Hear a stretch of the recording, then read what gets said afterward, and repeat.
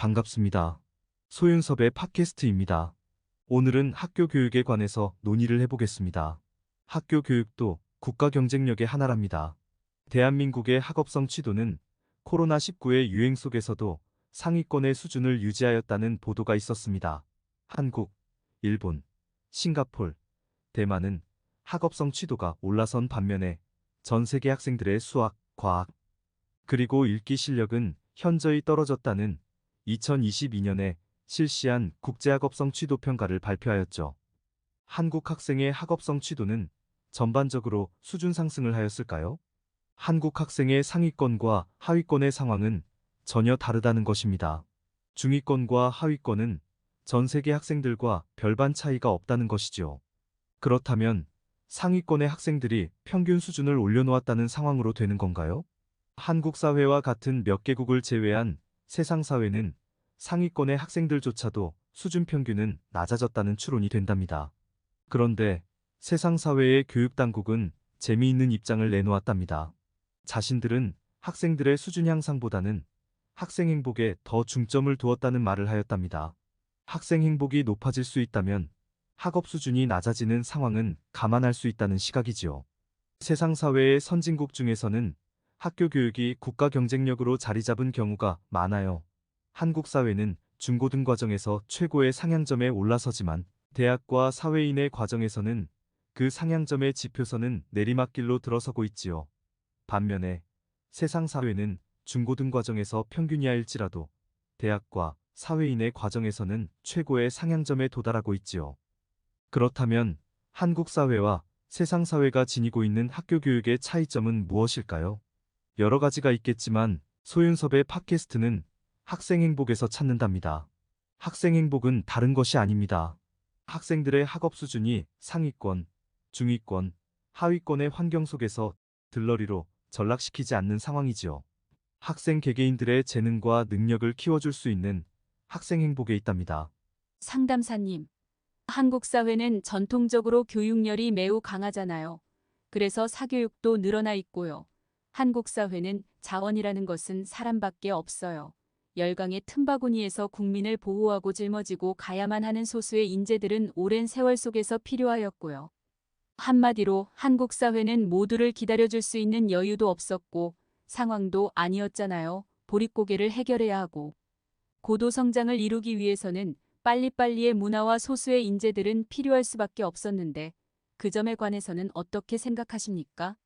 일본, 싱가폴, 대만은 전통적으로 한국처럼 교육열이 강하죠.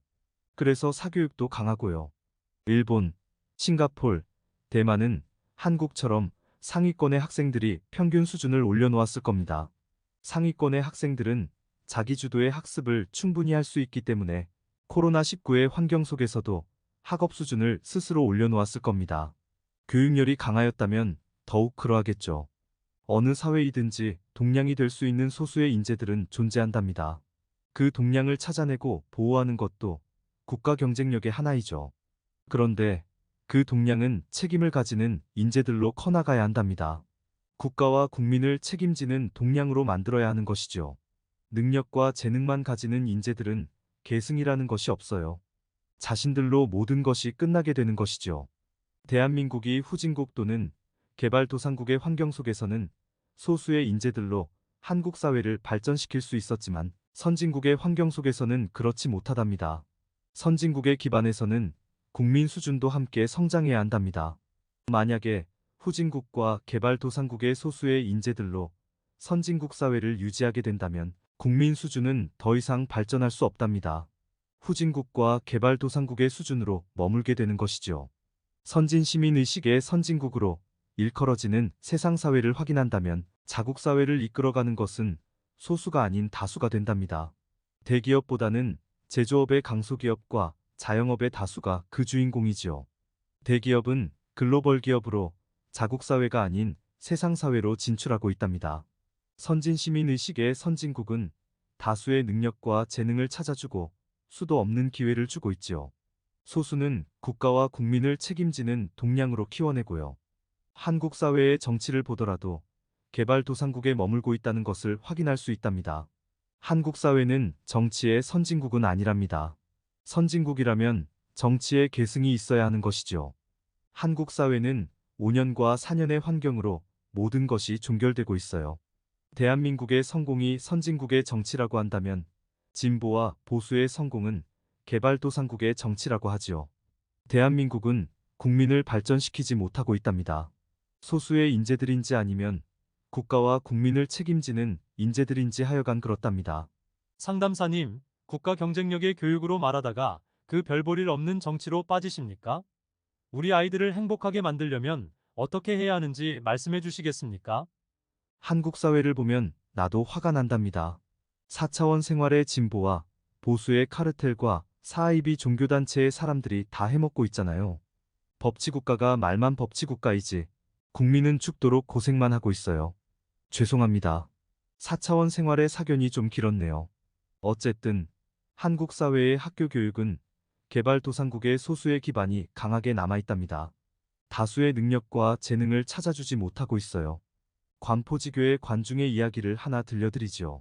군주인 환공을 따라 전쟁을 치른 후 돌아오는 사막에서 사람들은 길을 잃었답니다. 그때 관중은 늙은 말은 지혜가 많기 때문에 앞에 세우면 길을 찾을 수 있다고 하였답니다. 그래서 갈피를 잡지 못하는 길은 찾았지만 황량한 산이 눈앞에 있을 뿐 물은 전혀 찾을 수 없었지요.